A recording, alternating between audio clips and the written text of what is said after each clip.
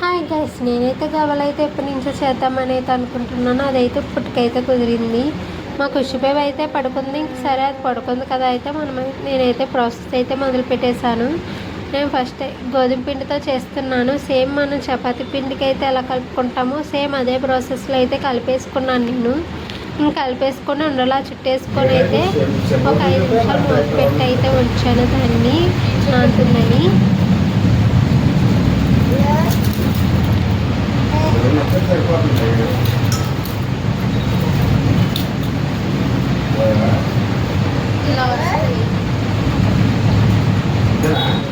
కొంచెం వంగుతుంది. ఇంకా అది నానిన తర్వాత అయితే నేను ఉండలు అయితే చుట్టేసుకుంటున్నాను. మా ఖుషిబేబ్ అయితే ఒక పక్క లాగుతూ ఉంటుంది. దాని గోధుమ పిండి అయితే చాలా ఇష్టం. తల తినేస్తూ ఉంటుంది. నేను చేస్తుంటే ఒక పక్క అది తింటూ ఉంటుంది. మా చిన్నగాడు కూడా సేమ్ ఇంత అన్న చెల్లెలు ఇద్దరు సేమ్ ప్రాసెస్లో ఉంటారు. ఇంకా ఉండలు చుట్టేసుకున్న తర్వాత ఇలాగైతే గవ్వల్లా చేసేసుకుంటున్నాను. నా దగ్గర అయితే గవ్వల పీట అయితే లేదు. ఇంకా నూనెతో మనం దేవుకుని దాంతో అయితే చేసేసుకుంటున్నాను నేను. ఇలాగైతే చేసేసుకున్నాను. అందులో కొంచెం పిండి అయితే మిగిలింది. ఆ పిండితో అయితే పెద్ద గవ్వల్లాగా అయితే గవ్వలు కాదు, మురిపిలు అంటారు వాటిని.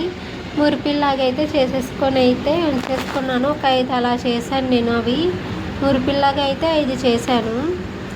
ఇంకా అవి చేసేసుకొని అయితే ఇంకా ఒక పక్క అయితే బెల్లం తరిగి తిరిగించేసుకొని పాకానికి అయితే రెడీ చేసుకుందామని అయితే ఇంకా అన్నీ సిద్ధం చేసుకొని అయితే వంటగదిలోకి అయితే వెళ్ళిపోయాము.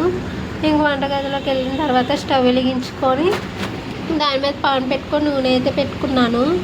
ఒక పక్క నూనె మరుగుతూ ఉంటే ఒక పక్క అయితే ఇంకా బెల్లం పాకానికి అయితే రెడీ చేసుకున్నాను నేను. బెల్లం మీద వేసి కొంచెం వాటర్ అయితే వేసుకొని పాకంలో అయితే ఒక పక్క అయితే అవుతుంది. ఈ లోపు అయితే నూనె అయితే మరిగిపోయింది. సర్లే నూనె మరిగిపోయింది కదా, గవ్వలు అయితే వేసేసుకుందామని అయితే అప్పుడు గవ్వలు అయితే వేసేసుకుంటున్నాను. నేను గవ్వలు ఎత్తుంటే మా ఆయన అయితే వీడియో తీస్తున్నారు. ఎప్పుడు నేను ఒకదాన్ని తీసుకునేదాన్ని. ఈసారి అయితే మా హస్బెండ్ అయితే సాయం చేస్తున్నారు నాకు.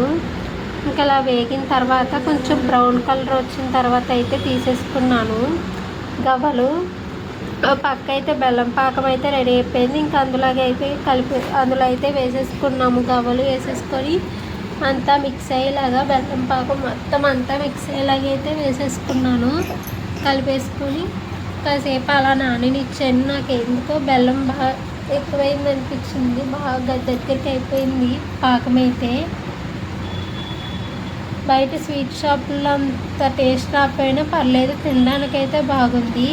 ఓ పక్క మేము చేస్తుంటే ఓ పక్క మా ఖుషిబేబ్ అయితే లాగుతుంటుంది. దాని మీద నూనె ఎక్కడ పడుతుంటుందని మేమైతే భయపడిపోయాము.